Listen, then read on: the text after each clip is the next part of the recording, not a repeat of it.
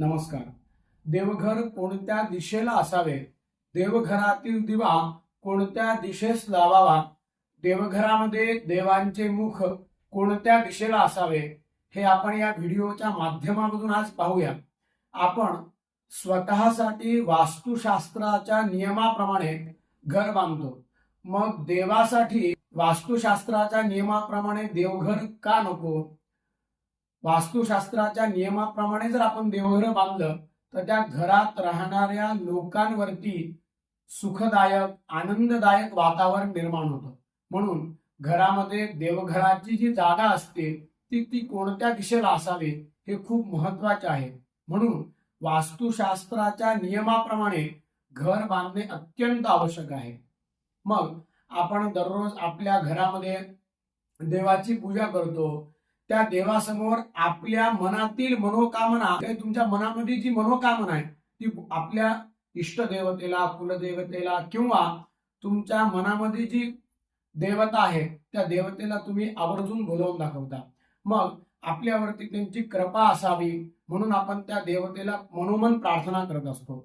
मग आपण जी मनोकामना रोज बोलावून दाखवतो, ज्या भगवंताने आपल्यावर कृपा करून आपल्या परिवारास वास्तू मिळवून दिली, जीवनातील सर्व घटनांवर ज्याची नजर आहे तो जो भगवंत आहे, जो आपणास पूर्ण संकटातून मुक्त करतो, अशा परमेश्वरास आपल्या घरात त्याचे स्वतःचे वेगळे देवघर म्हणजे एक रूम असणे अत्यंत केव्हाही चांगलेच.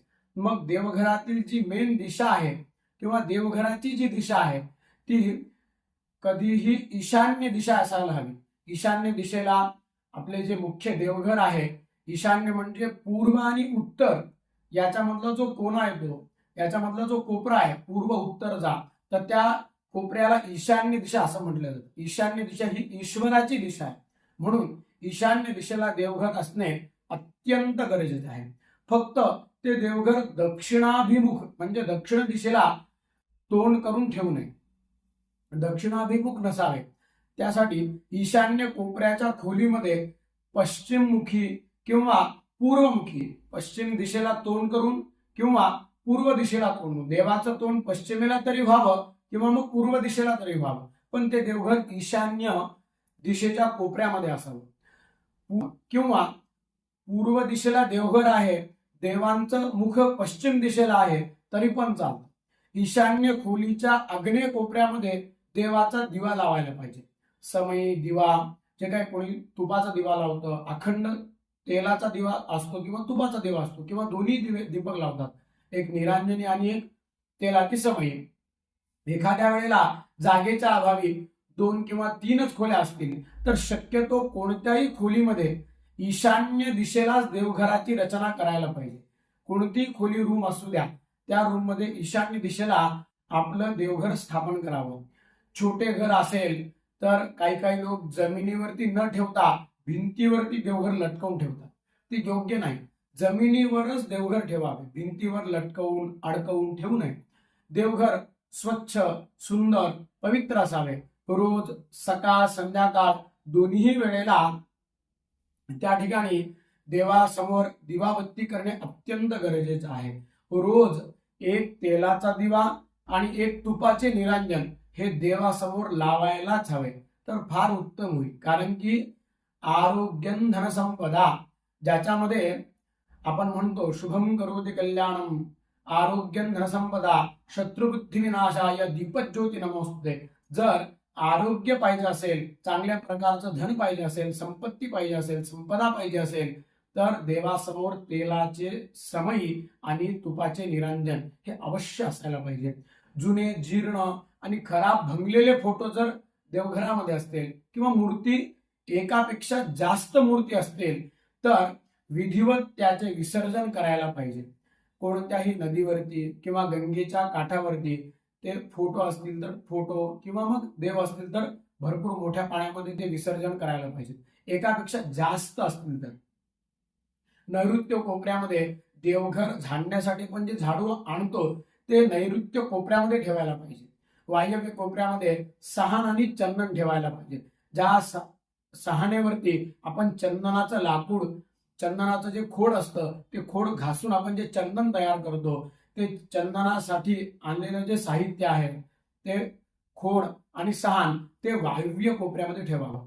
आपण देवासाठी कलश भरून जे पाणी ठेवतो ते ईशान्य कोपऱ्यामध्ये, देवघराच्याच कोपऱ्यामध्ये साईडला ईशान्य दिशेला ठेवायला पाहिजे. तिचे काय भांड तुम्ही कलश भरून ठेवता, त्यावरती आपण झाकण पण ठेवतो, तर ते ईशान्य कोपऱ्यामध्ये ठेवायला पाहिजे. देवघरामध्ये देवांची मुख एकमेकांच्या समोर येतील असं ठेवू नये. कधीही एकमेकांच्या समोर एकमेकांचे मुख येतील असं ठेवू नये. आपल्याकडे सगळे देव बघतील असं ठेवावं.